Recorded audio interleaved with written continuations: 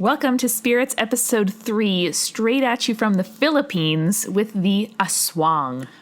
You'll kind of see how we have some pronunciation issues with that. We don't claim to be experts. We just like to give you good stories. Yeah. Whether or not we pronounce it exactly correct, we need some room to improve over time. We can't come right out of the gate with the perfect podcast. Pronunciation is not really our thing anyway. There's also some excellent attempts at phoneticizing some interesting animal sounds. You'll get there. I'm also excited that we're seeing a different part of the world. It's not the, British Isles and Ireland, which we know well. It's not the States. It's not the Greeks. It's somewhere that, at least to me, was new to hear about. And we look forward over the next few episodes to kind of introduce you guys to places that maybe you don't know so much about. Exactly. We'll kind of bounce between the classics and the newbies, or places that are a little bit more obscure in the, canonical education. Or new to us. Because we don't claim to be experts, and we're kind of looking for new information to bring you guys as we learn it. It's an educational journey with booze. So today we're drinking a blood orange Bellini, so sparkling wine and blood orange juice, which kind of goes well with our Philippine bloodsucker. Hint, hint. Blood is the metaphor. Blood is the metaphor. And again, if you support us on Patreon, $5 and up patrons can get exclusive, beautifully designed recipe cards every episode with drinks, snacks, and non-alcoholic drinks to go with every episode. I would love to get us out once a week, but we have to hit our goal in order to do that. Exactly. Until we get some badass sponsors that want to have a profane languaged boozy podcast associated with their brand, really relying on your support. I mean, why wouldn't they though? I don't know. Get in touch. Get in touch. MeUndies, we like you. Enjoy episode 3, Aswang.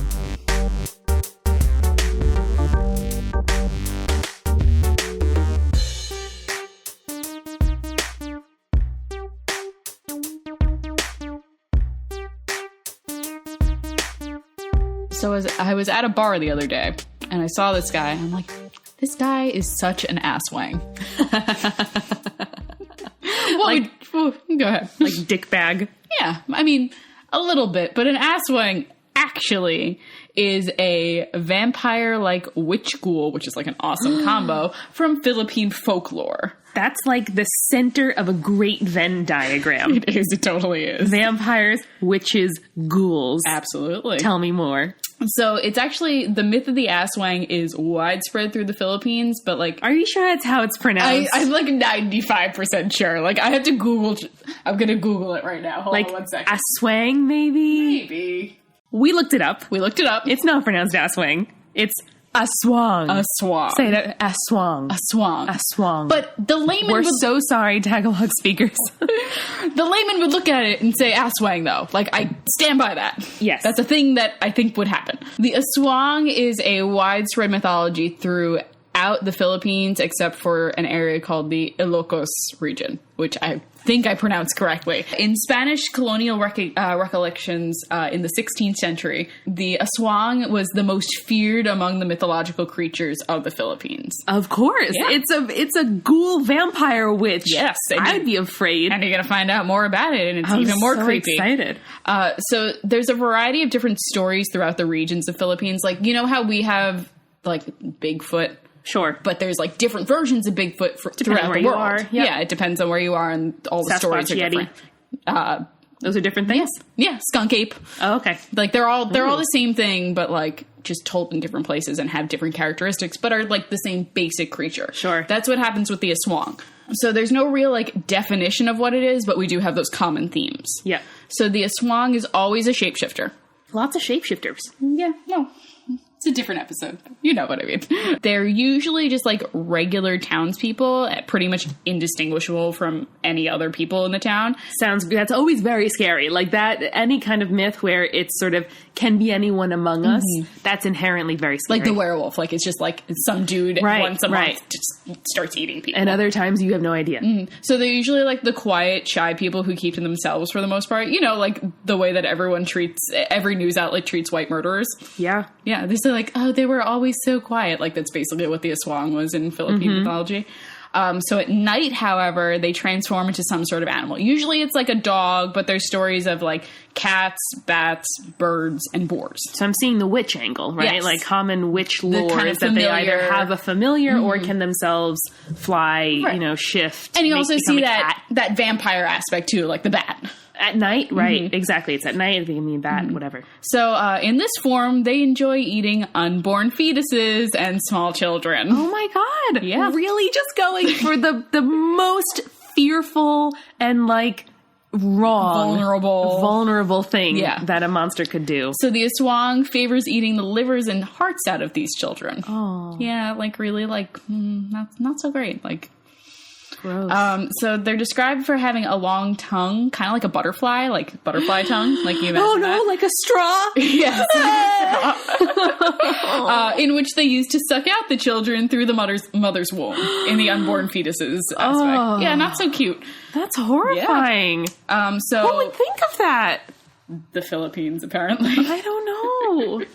Most likely these stories are like used to explain miscarriages and Sure. babies who like died of like SIDS or just like sudden death and that sort of thing. Sure. Which like it makes sense, but Right, unfortunately, very common. Right, to especially- miscarry or for babies to die in the Right. first, 3 months in of any life. culture. Yeah. Which I'm sure we'll talk about sometime later on, but like Yeah, but again, explain the inexplicable. That's definitely, I haven't thought about it before, but it's definitely an event that I could see being understood by through a myth. you gotta explain those baby deaths because there's gotta be some reason for them. Right, yeah. You can't just Very be like human impulse. tragedy. Yeah.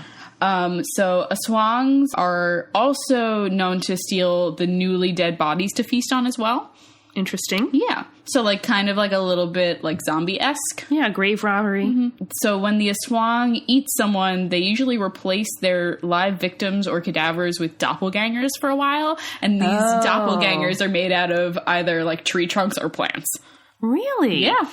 So sort of like I'm seeing lots of parallels here. So it's kind of like a straw man, right? Like a kind of scarecrow, whatever. Like that's an Right. This is interesting kind of like image. the witchy aspect again too. Oh, sure. Like enchanting the natural Right. And it world. like looks like the person. Yeah. Or like a classic fae changeling Yes, type mix. exactly. So if it's a live person, they usually like return home and then become sick and die. So it explains like really sudden sickness, Sure. or it explains like just like a random dead body, and like it also kind of explains decomposing if you think about it. Like all of a sudden yeah. it's like Suddenly the human body seems to be full of things that human bodies aren't full of. Yeah. Exactly. So talking about kind of identifying an Aswang, in comparison to a real human, they usually have bloodshot eyes, which is kind of a result of Just nighttime. Yes, they're staying up all night searching for houses where wakes are being held to steal dead bodies, or like where pregnant women are, or like small children to eat them. So it's also said that you can spot an Aswang in the daytime if you look in their eyes. If the person is standing right in front of you and you see your reflection in their eyes, and instead of it being right side up, it's upside down, that means the person's an Aswang. I don't know why, but things being upside down / like mirror image or, backward in some way, that's so inherently like, this is the opposite of the natural world. It must be bad. And like if you think about it too, that kind of like, it means that their eyes are concave instead of convex.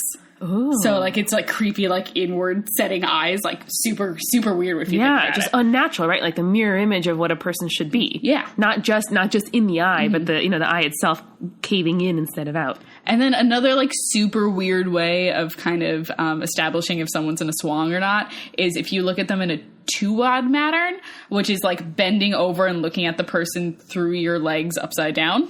Interesting. And very so specific. If the person is in a Aswang, the image of that person will be different. Like you'll see like a weird like ghoul image rather than like their actual like human Their real physical self. form. Yeah. Yeah, that's very interesting. So sort of like how you can't see vampires in mirrors traditionally. Yeah. Like their image is constructed in some way that it doesn't react. Yeah, it's all like normally. an illusion. Oh. Yeah. So, kind of talking about their relationship with humans a little bit, the Aswang don't reproduce very often, but if they marry a human, their mate would have to become an Aswang as well. Oh, so vampire. like a lot of times you don't see like married Aswang, so it's also like kind of that very like witchy feel, like where someone is against the societal norm. So exactly right. They're turn quiet. against him. They're single. Yeah. Or they otherwise kind of violate the ideal of what you expect a human in a village to be. Exactly. Interesting. So if they were to marry and the mate were to become an Aswang as well, the couple might hunt together at night, but they have to go in separate directions, either to avoid detection or because they don't want to share a meal. Like they're very like kind of territorial in that way, I guess.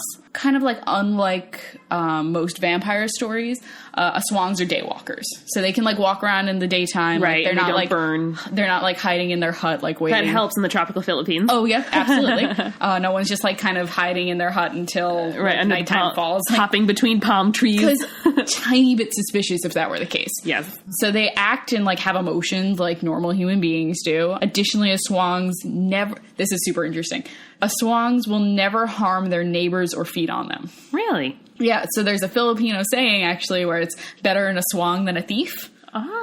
Because, like, an Aswang will search for food farther away from town because it would draw attention to themselves if they were, like, eating right, they from don't their want to own disturb village. their whole setup. Right, Be exactly. found out. And, like, also, like, these are, like, people that you see every day, and, like, an Aswang has, like, normal human emotions. Like, they're not going to be, like... Unlike a vampire, which doesn't interact with the community traditionally, you know, an Aswang is among us. Yeah, like, there's no, like... Do they eat normal food as well? I would assume so. Like, if your neighbor was, like, just, like, not eating, like, wouldn't that be a little bit sketchy to you? That's what I'm saying, yeah. Exactly. So, also, like vampires, Aswangs can be repelled or killed using garlic, salt, or religious artifacts like holy water, crucifix, rosary. But it's also, like, you have to remember that the Spanish came in the 16th century. So, like, there's that crossover of, like, Christianity with local mythology. So, obviously, that's going to, like, kind of affect it. Another, like, super cool way of, like, fighting off an Aswang is that they can be killed using a whip made entirely of a stingray's tail. Dope. Super dope. That you do not see that in Transylvania and Central Europe, the stingray tail. So they can also be so that's also used to repel the creature. Aswangs are said to be scared of the sound made by a whip slashing through the air, like the whoosh, right, like Indiana Jones noise. That's so curious. Yeah, like, so if you, like, walk around, like, if you're worried about, like, your newly pregnant wife, you just, like, walk around your house and, like, going whoosh, whoosh, whoosh. Or hang some stingray tails around your house. Pretty much. Like wind chimes, but stingrays.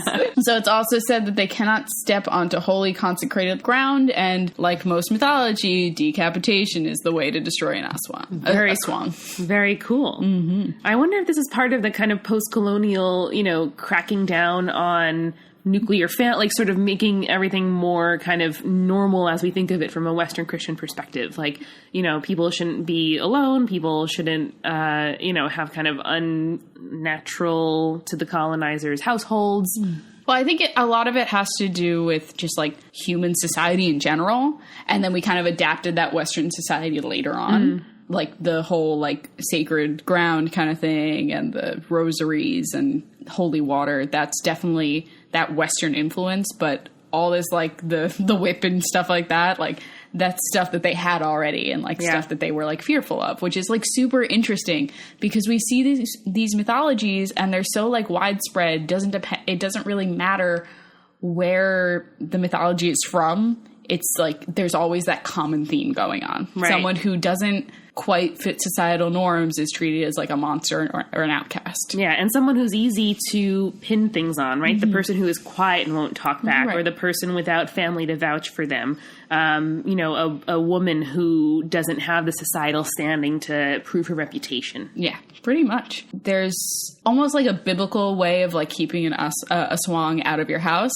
So you know how, like, during the plagues of Egypt, they're like, oh, put this, like, blood prayer over your door and the angel of death won't come to you. Yeah. You can put, like, certain prayers posted on doors that will repel an Aswang from your house. Cool. A good example of which is, like, these red and black bead bracelets that in Philippine culture are worn by newborns. Oh. So it's like kind of like prayer bracelets. Right, but, to ward off the Aswang. right, so their hearts Or and evil livers eye don't get even. necklaces in Greece. Exactly.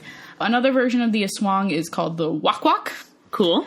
which is a vampiric bird-like creature which steals humans in the night as prey in rural areas of the Philippines. Yeah.